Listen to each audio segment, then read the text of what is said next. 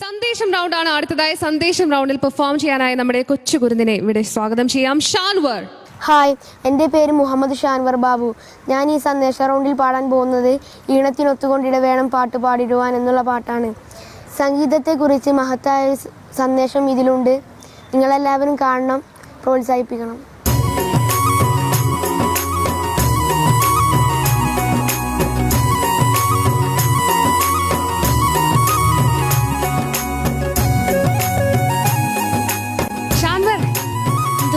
വളരെ സ്റ്റൈലായിട്ടുണ്ട്, വളരെ സ്റ്റൈലിഷ് ആയിട്ടുള്ള ഒരു യങ് ഗായ് ആയിട്ടാണ് വന്നിരിക്കുന്നത്. ആരാണ് ഷെർവാണിയൊക്കെ സെലക്ട് ചെയ്തതെന്ന്? ഇക്കയാണ് സെലക്ട് ചെയ്തത്. ഇവിടുന്ന് കിട്ടിയ ഷെർവാണി അല്ലല്ലോ? അല്ല. ഓക്കെ, നമ്മുടെ കോമഡി റൗണ്ടിൽ വന്നത് നമ്മൾ ഒരിക്കലും മറക്കത്തില്ല. ഷിരിയുറുമാൽ റൗണ്ടിൽ ശരിക്കും ഞങ്ങൾ ഞെട്ടിച്ചു കളഞ്ഞു ഷാൻവർ. ഓക്കെ, അപ്പോൾ ഈ റൗണ്ടിൽ സന്ദേശം റൗണ്ടാണ്. എന്ത് സന്ദേശമാണ് മോ നൽകാൻ പോകുന്നത്?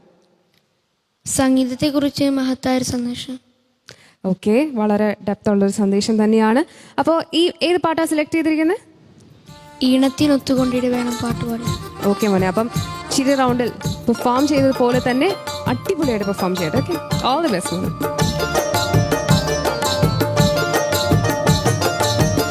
ഈണത്തിനൊത്ത് കൊണ്ടിട വേണം പാട്ട് പാടിടുവാൻ, ഇഷ്ടപ്പെട്ടുള്ള താളം വേണം പാട്ടിനാടിടുവാൻ.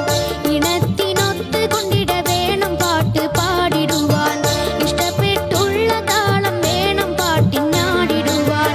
കാണാത്ത കൽബകം നാണിച്ചൊളിച്ചു വെച്ച പാട്ട്, കലൂബലായത്തിന്റെ ഒപ്പുശീലടിച്ച ഷീട്ട്. കാണാത്ത കൽബകം നാണിച്ചൊളിച്ചു വെച്ച പാട്ട്, കലൂബലായത്തിന്റെ ഒപ്പുശീലടിച്ച ഷീട്ട്. ഇണത്തിനൊത്ത് കൊണ്ടിട വേണം പാട്ട് പാടിടുവാൻ, ഇഷ്ടപ്പെട്ടുള്ള താളം വേണം പാട്ടിനാടിടുവാൻ.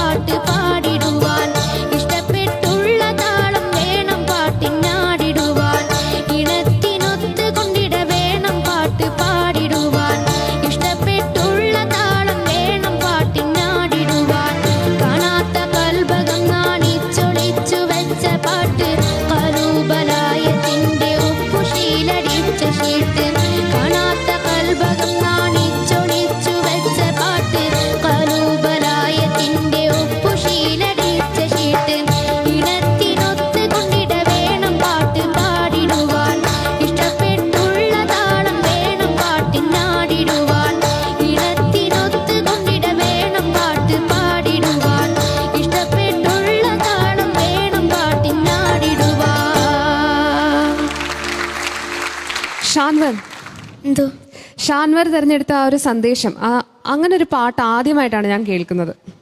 ഓക്കെ, പാട്ട് എങ്ങനെ അവതരിപ്പിക്കണം, പാട്ടുകാരൻ എങ്ങനെ ആയിരിക്കണം, പാട്ട് തിരഞ്ഞെടുക്കുമ്പോഴുള്ള മാനദണ്ഡങ്ങൾ എന്തെല്ലാമാണ്, എല്ലാം സന്ദേശത്തിൽ പറയുന്നുണ്ട് അല്ലേ. അപ്പോൾ ഇങ്ങനെ ഒരു പാട്ടിനെ കുറിച്ച് പറയാൻ ഞാൻ ആളല്ല, അത് അറിയാവുന്നവരുടെ തന്നെ നമുക്ക് ചോദിക്കാം, നമുക്ക് വിധികർത്താക്കളോട് ചോദിക്കാം. സജ്ല, നന്നായി പാടി മോനെ, യു ഡിഡ് യുവർ ബെസ്റ്റ്. നന്നായിട്ട് പാടി. ഭയങ്കര ടഫ് സോങ് ഒന്നുമല്ലെങ്കിലും ഈ ഒരു പാട്ട് പാടിയെടുക്കാനും വേണം ഒരു സ്ട്രെങ്ത് അല്ലേ. മോൻ്റെതായ ഒരു സ്റ്റൈൽ സിംഗിങ് അതിൽ കൊണ്ടുവരുന്നുണ്ട്. പിന്നെ എനിക്ക് പല്ലവിയിലൊക്കെ മോൻ ലാൻഡ് ചെയ്തതൊക്കെ ഉണ്ടല്ലോ, പല്ലവി ആണെങ്കിലും അനുപല്ലവി ആണെങ്കിലും ഒക്കെ നല്ല ക്ലീൻ ആയിട്ട് ലാൻഡ് ചെയ്യുന്നു. പല കുട്ടികൾക്കും പറഞ്ഞു കൊടുക്കുന്നത് ആ ഒരു പ്രശ്നമാണ്. ലാൻഡ് ചെയ്യുമ്പം കുറച്ച് സസ്റ്റെയിൻ ചെയ്യണം, കുറച്ച് ക്ലീൻ ആക്കി പാടണം എന്നൊക്കെ പല കുട്ടികൾക്കും പറഞ്ഞു കൊടുക്കേണ്ടി വരുന്നുണ്ട്. അപ്പം ആ കുട്ടികളൊക്കെ ഷാൻവറിൻ്റെ അത് കണ്ടുപഠിക്കണം കേട്ടോ. ഷാൻവർ നല്ല ക്ലീൻ ആയിട്ട് അത് പാടുന്നുണ്ട്. പിന്നെ എനിക്ക് തോന്നിയ എൻ്റെ ഒരു അഭിപ്രായം എന്താണെന്ന് വെച്ചാൽ മോന് കുറച്ചുകൂടി ഇംപ്രൊവൈസ് ചെയ്യായിരുന്നു. കാരണം ചില വരികളിലൊക്കെ മോന് ഇംപ്രൊവൈസ് ചെയ്യുന്നത് സക്സസ് ആവുന്നുണ്ട് ആ ഒരു കാര്യത്തിൽ. അപ്പോൾ കുറച്ചുകൂടി ഞാൻ എക്സ്പെക്റ്റ് ചെയ്യും മോൻ്റെ അടുത്ത് നിന്ന് ആ ഒരു ഇംപ്രൊവൈസ് ചെയ്യുന്നതൊക്കെ. അപ്പോൾ ഇനി അതൊക്കെ ഒന്ന് ശ്രദ്ധിക്കണം കേട്ടോ. പിന്നെ പേടിയൊക്കെ മാറുന്നുണ്ട് ഇപ്പോൾ സ്റ്റേജിൽ നിന്ന് പാടുമ്പോഴും പേടി തോന്നുന്നുണ്ട് ഇപ്പോൾ? ഇല്ല. അപ്പൊ ഞാൻ ഷാൻവറിന്റെ അടുത്ത് എനിക്ക് ഇത്രേ പറയാനുള്ളൂ. ഞാൻ ഇനിയും എക്സ്പെക്ട് ചെയ്യും മോൻ്റെ അടുത്ത് നിന്ന്. കാരണം നല്ല കഴിവുള്ള കുട്ടിയാണ് കേട്ടോ. പിന്നെ നല്ലൊരു സന്ദേശത്തിനെ കുറിച്ച് കൂടുതൽ ഡീറ്റെയിൽ ആയിട്ട് പറയാൻ ഫിറോസ്ക പറഞ്ഞു തരൂ കേട്ടോ. Thank you Sajla. ഫിറോസിക്ക, ഷാൻവർ, ഞാൻ പ്രതീക്ഷിച്ചതിൻ്റെ ഒക്കെ അപ്പുറം പാടിക്കളഞ്ഞു. മനോഹരമായിട്ട് പാടി. ഞങ്ങളെ കഴിഞ്ഞ കുട്ടിപ്പട്ടുറുമാലിലെ ഒരു മോനോട് ഉപമിക്കാം. മോനെ ആളെ മനസ്സിലാവും പറഞ്ഞാൽ. ഫൈസൽ അല്ലേ സജില? ഒരു കിഡിലൻ പ്ലാനുകളൊക്കെ പാടുന്ന ഒരു ഗായകനുണ്ടായിരുന്നു ഞങ്ങൾക്ക്, ഫൈസൽ പ്രതീക്ഷിക്കാത്തതൊക്കെ പാടിക്കളയും. എന്തൊക്കെയോ പാടി ഞെട്ടിച്ച് കളയും ചില സമയത്ത്. എല്ലാ കുട്ടികളും നല്ല കുട്ടികളായിരുന്നു. സെമി ഫൈനലിസ്റ്റൊക്കെ ആയിരുന്നു ഫൈസൽ. മോന് അതിലേക്കൊക്കെ എത്താം, കാരണം ഇനിയും പ്രാക്ടീസ് ചെയ്യണം. മോനിതിൽ സജില പറഞ്ഞത് കറക്റ്റാണ്. കാരണം മോനിതിൽ എന്തൊക്കെയോ പാടാമായിരുന്നു, പക്ഷെ അതൊക്കെ ഒരു പേടി കൊണ്ട് ഇനി പാടിയാൽ എന്താവും. പക്ഷെ അത് പാടിയെടുക്കണം. അത് മുമ്പ് പറഞ്ഞില്ലേ, നിങ്ങൾ വിഷ്വലി അതെങ്ങനെ വരുന്നു എന്നുള്ളത് കണ്ണാടിയുടെ മുമ്പിൽ നിന്ന് പാടി പ്രാക്ടീസ് ചെയ്യുകയും അത് തൊണ്ടയിൽ എങ്ങനെ വരുന്നു എന്നുള്ളത് ഒരുപാട് പ്രാക്ടീസ് കൊണ്ട് ആക്കിയെടുക്കുകയും വേണം. ഇത് രണ്ടും ചെയ്താൽ ഒരു പേടിയില്ലാതെ പ്ലാറ്റ്ഫോമിൽ പാടാം. മോന് വരും, അതൊക്കെ ഈസി ആയിട്ട് വരും. ഞങ്ങളത് മനസ്സിലാക്കുന്നു. നിങ്ങളുടെ ഉള്ളിൽ എന്താണെന്നുള്ളത് നിങ്ങളുടെ ലൈറ്റ് സിംഗിങ്ങിൽ നിന്ന് തന്നെ നിങ്ങൾ ഹാർഡ് സിംഗിങ്ങിലേക്ക് വരുമ്പോൾ എങ്ങനെ ആവുമെന്ന് ഞങ്ങൾക്ക് മനസ്സിലാവും കേട്ടോ. പിന്നെ നല്ലൊരു വിഷയം, എൻ്റെ ഭാഷയിൽ പാട്ടെന്ന് പറഞ്ഞാൽ രചനയുടെ മുകളിലാണ് ഈണം. രചന പാട്ടിൻ്റെ ഒരു ഭാഗമാണ്, പക്ഷെ ഒരു ഈണം എന്ന് പറയുന്നതാണ് യഥാർത്ഥത്തിൽ അതിനെ പാട്ടിലേക്ക് കൊണ്ടുവരുന്നത് അല്ലേ. അപ്പോഴാണ് അത് പാട്ടായി മാറുന്നത്. ആ ഈണവും വരികളും ചേരുമ്പോഴാണ് നമ്മളെ ഒരു പാട്ട് തട്ടുന്നത്. അത് ഒരുപാട് പറയാനുണ്ട്. ഞാൻ ചിലപ്പോൾ വേറെ ഭാഗങ്ങളിലേക്കൊക്കെ കടന്നു പോയേക്കാം അതിനെക്കുറിച്ച് പറയുമ്പോൾ. പാട്ടുകളെന്ന് പറയുമ്പോൾ പാട്ട് തട്ടുന്നത് മാത്രമാണ് പാട്ട്. മയിൽപ്പീലി കൊണ്ട് തൊടുമ്പോൾ, തൂവൽ കൊണ്ട് തൊടുമ്പോൾ നമുക്ക് എന്ത് വികാരം ഉണ്ടാവും? ഇക്കിളി. മുള്ളു കൊണ്ട് കുത്തുമ്പോൾ എന്ത് വികാരം ഉണ്ടാവും? വേദന അല്ലേ. ഇതൊക്കെ പാട്ടുകൾക്ക് ചെയ്യാൻ കഴിയുന്ന വികാരങ്ങളാണ്. അങ്ങനെ തലോടിപ്പോണം പാട്ടുകൾ നമ്മളെ. അതുമാത്രമാണ് പാട്ടുകൾ, അല്ലാത്തതൊന്നും ഇവിടെ പാട്ടാവുന്നില്ല. പല പാട്ടുകളും പരാജയപ്പെടുന്നത് ഇങ്ങനെ ഒന്നും നമ്മളിൽ സ്വാധീനം ചെലുത്താൻ കഴിയാത്തത് കൊണ്ടാണ്. ഇങ്ങനെ പോകുന്നു, പായലൊലിച്ചു പോകുന്ന പോലെ പാട്ടുകൾ. അതിൻ്റെ ഈണത്തിനും വരികൾക്കും ആലാപനത്തിനും ബലമില്ലാത്തത് കൊണ്ട് ആ പാട്ടുകൾക്ക് നമ്മുടെ എവിടെയും സ്പർശിക്കാൻ കഴിയുന്നില്ല. അതാണ് TP ആലിക്കുട്ടി കുരിക്കൾ എഴുതി വെച്ചത്. എന്തൊരു കവിയാണ്! അദ്ദേഹത്തിൻ്റെ പാട്ടാണ് ഞാൻ ആദ്യമായിട്ട് പാടുന്നത്. യാ റസൂലുള്ളാ സല്ലല്ലാഹു യാ ഹബീബി. എനിക്ക് പാടാൻ കഴിഞ്ഞത് TPയുടെ വരികളാണ്. TP ആലിക്കുട്ടി കുരിക്കൾ, മലപ്പുറം ജില്ലക്കാരനാണ്. അദ്ദേഹത്തിൻ്റെ മനോഹരമായൊരു പാട്ട്, എന്തൊരു പ്രാസപ്രയോഗം. പിന്നെ മോന് നോക്കൂ, യുവതലമുറയ്ക്കുള്ള ഒരു വലിയ സന്ദേശം അദ്ദേഹം അന്ന് എഴുതി വെച്ചു. പാട്ടിന് ആടിയിടാതെ ആട്ടത്തിനായി പാടിയിടണം. മനസ്സിലായോ മോനത് എന്താന്ന്? എന്ത് പാട്ട് കേട്ടാലും ആടരുത്, പക്ഷെ ആട്ടത്തിനായി പാടിയിടണം. ഏത് ആട്ടത്തിൻ്റെ പാട്ടിന് ആ പാട്ട് പാടുമല്ലോ നമ്മൾ. ആ ഒരു മെസ്സേജാണ്, വലിയൊരു മെസ്സേജാണ് TP ആലിക്കുട്ടി കുരികൾ.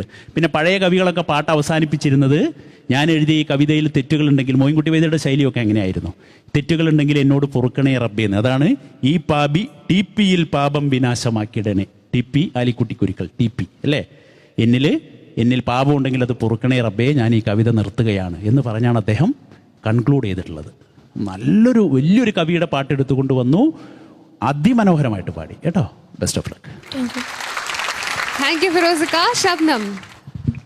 ഷാൻവർ, എന്തോ ഓരോന്ന് ഞാൻ പറയാം, കൈവച്ച് എണ്ണണേ. Clean singing. എണ്ണിക്കോ? 1 perfect selection, 2 clear pronunciation, 3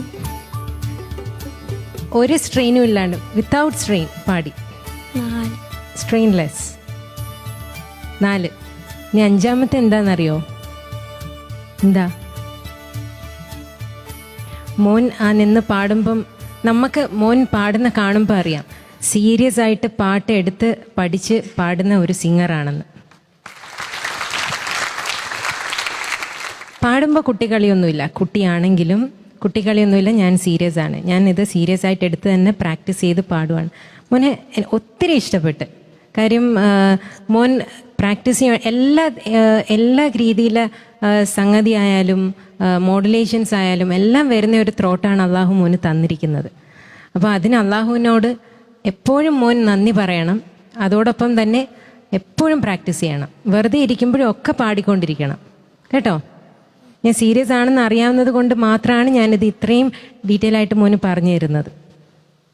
practice ചെയ്യുക. Practice practice practice. All the best. Thank you.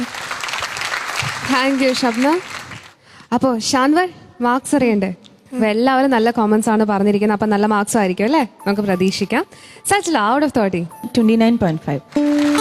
29.5. ഫിറോസിക, ഔട്ട് ഓഫ് 40? 39.5. 39.5. ഷബ്നം 29.5. 29.5. അതായത് ഷാൻവറിന് ലഭിച്ചിരിക്കുന്ന total marks 98.5 out of 100. Shanvar തകർത്തല്ലോ. ഹാപ്പി അല്ലേ? നന്നായിട്ട് ചിരിച്ചേ. എപ്പോഴും ഇങ്ങനെ സീരിയസ് ആയിട്ട് നിൽക്കാതെ ചിരിച്ചേ. അപ്പൊ ഷാൻവർ അടിച്ചു പൊളിച്ച് പെർഫോം ചെയ്തു. 2 റൗണ്ട്സും കഴിഞ്ഞിരിക്കുകയാണ് അല്ലേ ഷാൻവറിന്റെ. അപ്പം ഇനിയുള്ള റൗണ്ട്സിലും മികച്ച പെർഫോമൻസ് തന്നെ കാഴ്ചവെക്കാം. ഓക്കെ.